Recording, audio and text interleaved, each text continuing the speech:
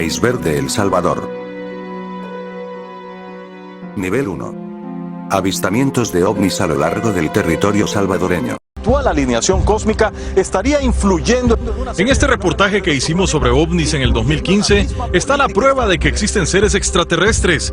Lo asegura Omar Romero, investigador de este fenómeno en El Salvador. Se ve el objeto, me cuesta decir qué es porque está un poco atrás de ti. Al observar detenidamente se ve que por una fracción de segundo pasa a gran velocidad un objeto redondo no identificado que cambia de trayectoria y color. Esto descarta que se trate de un pájaro o de un insecto, según Romero. Y se le ve la parte de abajo oscura, como una sombra, y después aparece como un objeto de color amarillo, dorado. Metálico que brillaba a plena luz del día sobre las nubes. De que es un objeto ovalado que va arriba del vehículo, sobrevolando y que cruza los cables.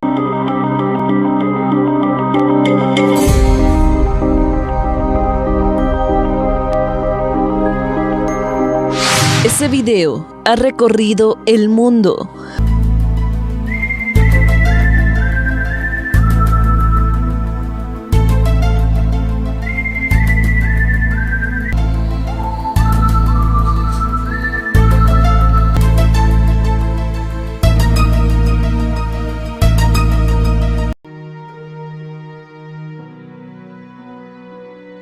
Contaminación por plomo, sitio del Niño San Juan Ópico. En El Salvador, comunidades afectadas por contaminación con plomo de la fábrica de baterías de automotores Record. Una estructura de fábrica sin funcionar, pero altamente letal, mantiene en alerta a la población de la comunidad Sitio El Niño, al occidente de El Salvador. En su interior hay 14.000 toneladas métricas de plomo abandonadas que representan una amenaza a la salud. En el último año, la contaminación ha cobrado 8 vidas y generado enfermedades crónicas, denuncian pobladores afectados. Una deficiencia renal, porque aparte de que daña el riñón. El Ministerio del Medio Ambiente declaró emergencia ambiental y un radio de 1.500 metros como zona de contaminación plúmbica. Cosecha, suelo y aire mantienen partículas altamente peligrosas para la vida. Desde el año 2005, extrabajadores de la fábrica, comunidades y organizaciones ambientales demandaron judicialmente a los dueños y representantes legales de la empresa.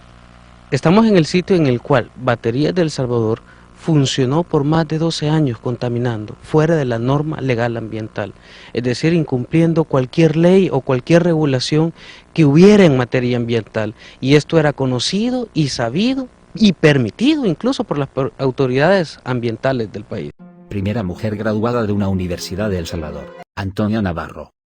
Nació el 10 de agosto de 1870, hija mayor de Belisario Navarro y Mariana Huefo. Es la primera mujer graduada de la Universidad de El Salvador en un área que en esa época era exclusiva de los hombres, la ingeniería topográfica, en agosto de 1889. Se le reconoce como la primera doctora de Centroamérica en una época en la que las mujeres ni siquiera lograban terminar los estudios básicos. Sus constantes enfermedades y recaídas no le permitieron terminar sus estudios de bachillerato de manera normal, por lo que dirigió una solicitud de excepción educativa al presidente Francisco Menéndez a fin que se le permitiera terminar sus estudios con docentes particulares. La vida de esta mujer sobresaliente de la sociedad salvadoreña de finales del siglo XIX tuvo fin a los 21 años, un año después de graduarse como doctora en ingeniería topográfica. Regímenes militares del siglo XX. El directorio cívico gobernó El Salvador desde el 2 al 4 de diciembre de 1931. Compuesto totalmente de militares, el directorio cívico dio inicio a la época de las dictaduras militares. El directorio cívico terminó su gobierno cuando le fue entregada la presidencia de la República al vicepresidente Maximiliano Hernández Martínez. Maximiliano Martínez gobernó 1 de marzo de 1935 al 9 de mayo de 1944, se destacó por dejar la deuda del país a cero y construir el Banco Central de Reserva, además por el genocidio de 1932, donde murieron más de 30.000 víctimas, dejó el poder después de una huelga de brazos caídos e intento de golpe de Estado, lo cual hizo que dejara la presidencia el 9 de mayo de 1944. Salvador Castaneda Castro 1 de marzo de 1945 a 14 de diciembre de 1948, su gobierno continuó las políticas represivas de los grupos opositores, a imitación del general Hernández Martínez, restableció la vigencia de la Constitución de 1886 con algunas reformas e inició la construcción de la presa hidroeléctrica 5 de noviembre sobre el río Lempa. Óscar Osorio 14 de septiembre de 1950 a 16 de septiembre de 1956, durante su período se le conoce como la época de oro ya que un auge del café permitió al coronel Óscar Osorio y a su Partido Revolucionario de Unificación Democrática dar un mejoramiento de la vivienda y la salud de la clase obrera. Una nueva constitución proporcionó los derechos de las mujeres en 1950. José María Lemus 14 de septiembre de 1956, 26 de octubre de 1960, librepensador, impulsó la educación de las clases más bajas del país, apoyó las organizaciones sociales, sobre todo de mujeres y de bienestar social como la Cruz Roja Salvadoreña. Fomentó la educación de los soldados y realzó el orgullo militar.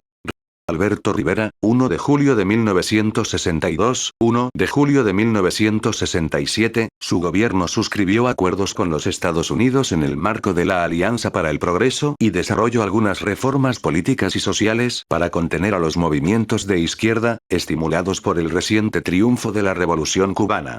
Lanzó un plan de construcción de infraestructuras, incluyendo el muelle del puerto de Acajutla, de modernización de la industria y se abocó a la creación del Mercado Común Centroamericano. Fidel Sánchez Hernández, 1 de julio de 1967, 1 de julio de 1972, el acontecimiento más relevante de su gobierno fue la guerra contra Honduras, llamada Guerra del Fútbol por los medios de comunicación extranjeros.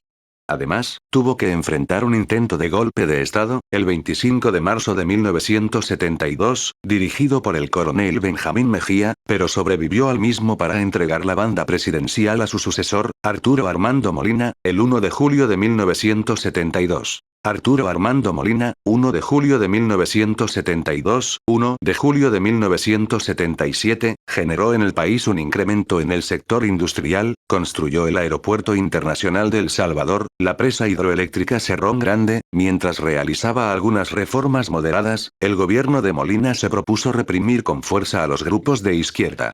El 19 de julio de 1972 ordenó la ocupación militar de la Universidad de El Salvador bajo la acusación de ser el centro de operaciones de los grupos armados de izquierda. En los últimos meses de su gobierno, la crisis política se intensificó. En las elecciones presidenciales de febrero de 1977, hubo nuevas acusaciones de se había cometido fraude a favor del candidato del PSN. Carlos Humberto Romero 1 de julio de 1977, 15 de octubre de 1979, la violencia gubernamental, terrorismo de Estado, fue una constante durante el tiempo que fungió en la presidencia. Las diferentes fuerzas policiales, militares y paramilitares gubernamentales impulsaron una campaña de sangrienta represión hacia los grupos de izquierda que acabó con la vida de 4 sacerdotes católicos y numerosos dirigentes y militantes de las organizaciones obreras y campesinas. La represión sumergió al país en una grave crisis social. El presidente Romero fue derrocado por un golpe de Estado por un grupo de militares jóvenes el 15 de octubre de 1979. Reina Isabel y Felipe de Edimburgo en El Salvador. El 8 de marzo de 1975, a las 11:30 de la mañana, el príncipe Felipe, duque de Edimburgo, quien con su esposa la reina Isabel de Gran Bretaña, llegó a tierras salvadoreñas en una visita histórica como parte de una gira por Hispanoamérica. El príncipe permaneció 3 días en el país. Durante su estadía visitó los planes de renderos, la escuela británica, donde desde muy temprano niños y niñas del colegio estaban reunidos para recibir a su Alteza Real, el Club Campestre Cuscatlán y los Ausoles de Aguachapán. El lunes 10 de marzo, el príncipe se despidió de los salvadoreños y se mostró agradecido por la atención. Albert Einstein en El Salvador. A la 1 de la madrugada del miércoles 23 de diciembre de 1931, el detallado diario de Einstein consignó la llegada del buque al puerto de la Libertad, en la costa salvadoreña. Es muy probable que la pareja no haya salido de su camarote, para exponerse a aquella temperatura de 14,8 grados Celsius que, en muy pocas horas, se elevaría hasta en 22 grados muy tropicales. ¿Por qué se ocultó la visita de los Einstein a la costa salvadoreña? Como en la paradoja de su colega Schrödinger, la pareja parecía que estaba y no estaba en aquel buque con bandera estadounidense. ¿Por qué?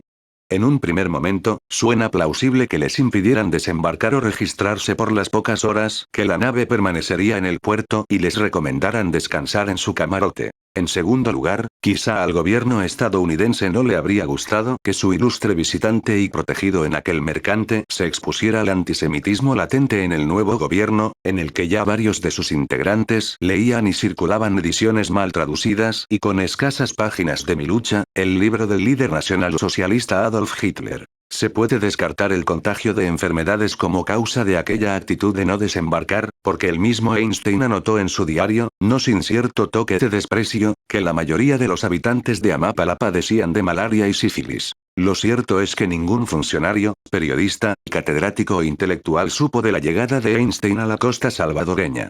Nadie fue a recibirlo, a estrecharle la mano ni a despedirlo. Viudas negras. 7 personas fueron condenadas a penas entre 3 a 16 años por cometer delitos relacionados a una estructura conocida como viudas negras, la cual obligaba a sus víctimas a casarse y luego a asesinar a sus parejas para cobrar los seguros de vida de estas personas. Con respecto a la imputada Esmeralda Arabel Flores, también fue condenada y se le impuso la pena de prisión de 16 años y 4 años por el delito de falsedad ideológica. Entonces considero esta representación fiscal que está satisfecha porque se les ha demostrado de que aquí se ha cometido el delito de trata de personas. Según la Fiscalía de El Salvador, era Esmeralda quien contactaba a mujeres solteras y les proponía trabajo como empleadas domésticas. Después, las obligaba a casarse para obtener los seguros de vida de sus cónyuges, los cuales eran posteriormente asesinados.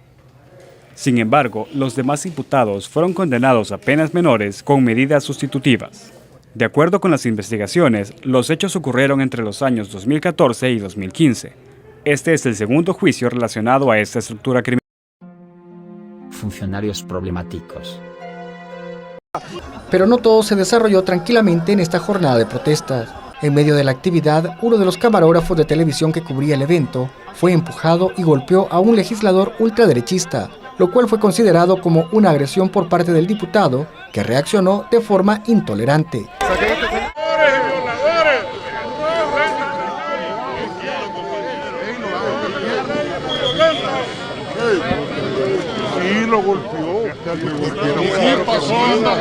Tras el altercado, vinieron las amenazas e intentos de intimidación del congresista arenero, que le recordó al periodista sus influencias con el director del medio. La próxima vez que tú estés trabajando, la próxima vez que tú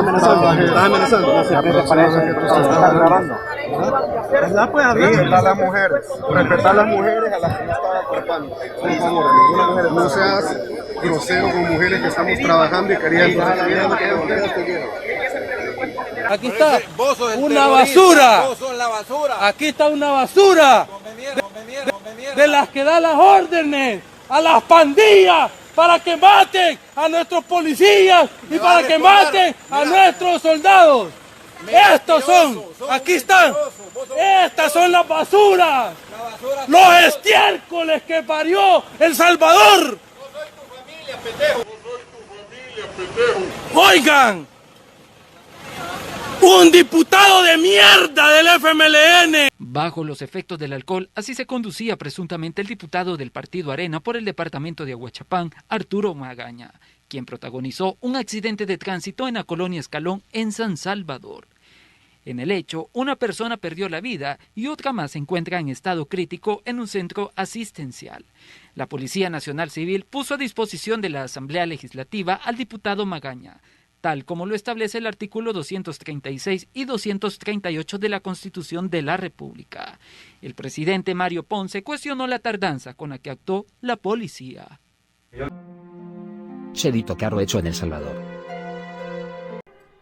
En la década de los 70 en El Salvador, se fabricaron y ensamblaron piezas para una marca de vehículo llamada Cherito. En la actualidad, en las calles del país, se puede apreciar un ejemplar de 1973 en perfecto estado, quizá el último de su categoría. Pues eso fue gracias a mi papá, ¿verdad? Él hace más de 23 años que fue quien lo compró, lo restauró una parte, porque realmente ya cuando él lo compró ya lo tenían embancado. Entonces tuvo que reconstruirle algunas partes para hacerlo funcionar y desde ese entonces pues ahí lo andamos en marcha todavía. Heredado, modificado y muy bien conservado, este carro es un orgullo para Saúl, quien ha aprendido a convivir con la fama que este vehículo le ha traído en los últimos años.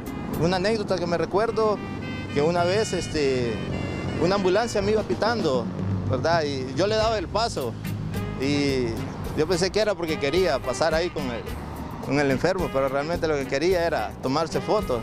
Entonces hasta que se puso a la par y me dijo que si se podía tomar la foto, claro, le dije. Ataques a la embajada americana. Ligas Populares 28 de febrero, LP28, provocaron daños a la embajada americana en El Salvador el 14 de julio de 1979. Estos colocaron mantas, marcharon el edificio, estallaron bombas molotov y detuvieron buses. Esto fue el resultado del apoyo al Frente Sandinista, de Nicaragua. Se especula que para la administración norteamericana el problema del conflicto armado en Centroamérica, tanto en Nicaragua como en El Salvador, era un problema de seguridad nacional, y era visto según la política norteamericana como parte del expansionismo soviético cubano en la región. El apoyo que dieron los miembros de las Ligas Populares 28 de febrero a Nicaragua, debido al gobierno norteamericano, buscaba detener las luchas insurgentes del vecino país. Actividad paranormal en centros comerciales. Todo ocurrió un jueves como a las 2 de la madrugada, en el sótano 2 de Multiplaza, exactamente abajo de lo que hoy es el Super Selectos. Más o menos a esa hora terminamos el turno de trabajo y todos salían a entregar las herramientas a la bodega. En eso, el bodeguero comenzó a preguntar por dos trabajadores, porque no aparecían. La gente pensaba que estaban jugando o haciendo una broma. Detalla, esperamos 5 minutos, después de 15 minutos y luego una media hora, y como no llegaron regresamos al sótano, añade. Llegando al sótano, relatan que las herramientas y ropa de trabajo estaban abajo, en el sótano. Volvimos a subir y pensamos que habían desertado del trabajo, pero al subir donde guardamos las mochilas ahí estaban las de ellos, afirman.